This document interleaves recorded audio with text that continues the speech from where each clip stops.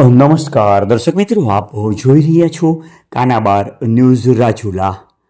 સમગ્ર રાજુલા તાલુકાના પોઝિટિવ સમાચાર આપતું એકમાત્ર નેટવર્ક એટલે કાનાબાર ન્યૂઝ રાજુલા.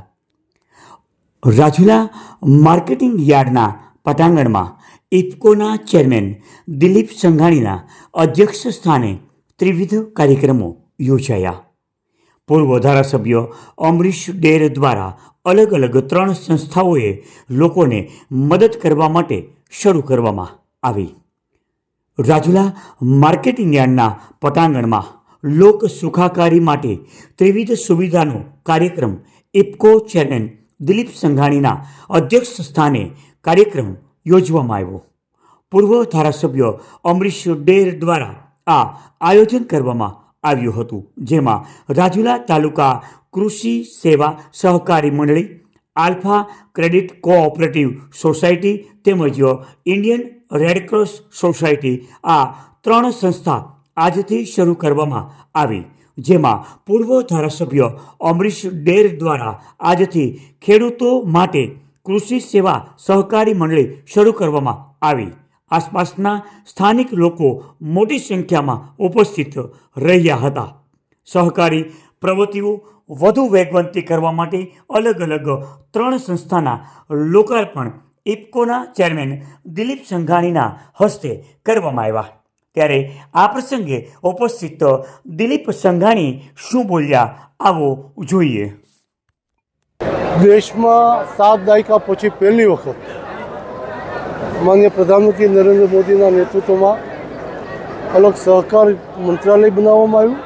એની જવાબદારી સબળ અને સફળ એવા ગૃહમંત્રી અમિતભાઈ શાહને સહકાર વિભાગ આપવામાં આવ્યો. એના કારણે સમગ્ર દેશમાં એક સમાનતાથી સહકારી પ્રવૃત્તિ આગળ વધે એવા મોડલ બાયલોજ આપીને એમણે એક ઇતિહાસ સર્જ્યો છે. વિવિધ રાજકીય પક્ષની સરકારો હોવા છતાં દેશના તમામ રાજ્યોએ એ બાયલો સ્વીકાર્યા. એ જ સહકારી પ્રવૃત્તિમાં મોદી સાહેબની તરફની લાગણી કયો કે વિશ્વાસ કયો કે વિકાસનું એકતાનું એકમાત્ર સાધન સહકારિતા છે. એમાં કેટલાય રાજ્યોએ સ્વીકાર્યા, બધા જ સ્વીકાર્યા. મમતા બેનર્જીની સરકારે પણ આ બાયલો સ્વીકાર્યા. સામાન્ય રીતે નરેન્દ્રભાઈ મોદી કે અમિત શાહ 1+1 = 2, 1 + 1 = 2 એવું ગણિત મૂકીને દાખલો લખે તો પણ એનો વિરોધ કરે કે ના 2 ન થાય. એવા રાજ્યોએ પણ સહકારી ક્ષેત્રે બાયલો સ્વીકાર્યા. એ જ સહકારી પ્રવૃત્તિનો વિશ્વાસ આગળ વધારવા માટેનું અને મોદીજીનું અલગ મંત્રાલય બનાવવું એ સફળતા છે.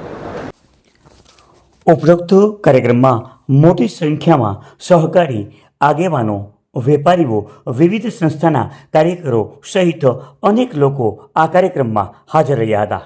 કાર્યક્રમમાં દિલીપભાઈ સંઘાણી, પૂર્વ ધારાસભ્ય અમરીશ ડેર, અશ્વિનભાઈ સાવલિયા, જેપી ડેર સાહેબ, ભાવનાબેન ગોંડલિયા, યોગેશભાઈ બારૈયા, મનુભાઈ દાખડા, સંજયભાઈ દાખડા, જીવનભાઈ બારૈયા, બિપિનભાઈ લહેરી, અલ્પેશભાઈ દુધાત, ટપુભાઈ વાઘ, માનસુરભાઈ વાઘ, ડૉક્ટર કાનજીભાઈ બલદાણિયા, કમલેશભાઈ ભેડા, હેમલભાઈ વ્યાસ, મહેન્દ્રભાઈ દાખડા સહિતના અનેક નામી અનામી લોકો આ કાર્યક્રમમાં ખાસ હાજર રહ્યા હતા. ત્યારે આ કાર્યક્રમમાં પૂર્વ ધારાસભ્ય અમરીશ ડેરે જણાવ્યું કે ભારત દેશ જ્યારે આઝાદ થયો ત્યારે જે તે સમયે દરેક રાજકીય પક્ષના લોકોએ સહકારી પ્રવૃત્તિ વધુ વેગવંતી બને તેવા પ્રયાસો કરવામાં આવ્યા હતા. ત્યારે રાજુલા શહેરમાં આજે 3 વિવિધ લોકાર્પણ અને શુભારંભ કાર્યક્રમ કરવામાં આવ્યો છે. ત્યારે આ પ્રસંગે રાજુલાના પૂર્વ ધારાસભ્ય અમરીશ ડેર શું બોલ્યા, આવો જોઈએ. ભારત દેશ જ્યારે આઝાદ થયો ત્યારે જે તે વખતના રાજકીય અને સામાજિક બધા જ આગેવાનોએ સહકારી પ્રવૃત્તિઓ વધુ વેગવંત બને એના માટેના નમ્ર પ્રયાસો કરેલા. એ સંદર્ભે રાજુલા શહેરમાં, રાજુલા વિસ્તારમાં આજે 3 જેટલા વિવિધ પ્રકલ્પોનું લોકાર્પણ એટલે કે શુભારંભ કરવામાં આવ્યો. જેમાં રાજુલા તાલુકા કૃષિ સેવા સહકારી મંડળી, આલ્ફા ક્રેડિટ કોઓપરેટિવ સોસાયટી અને ઇન્ડિયન રેડક્રોસ સોસાયટી એ સંદર્ભે આજનો કાર્યક્રમ હતો. સહકાર શિરોમણી આદરણીય દિલીપભાઈ સંઘાણીની અધ્યક્ષતામાં કાર્યક્રમ યોજાયો. અને નવા નવા આયામો, નવા નવા નિયમો જે રીતે સરકાર ઇમ્પ્લિમેન્ટ કરે છે એ છેવાડાના માનવી સુધી પહોંચે અને મદદરૂપ થવાની ભાવના સાથે કંઈ કરવું જોઈએ. એ માટે સહકારી ક્ષેત્રમાં અમે અમારી ટીમે આજથી કાયદેસર રીતે શરૂઆત કરી છે એવું હું આપને કહી શકીશ.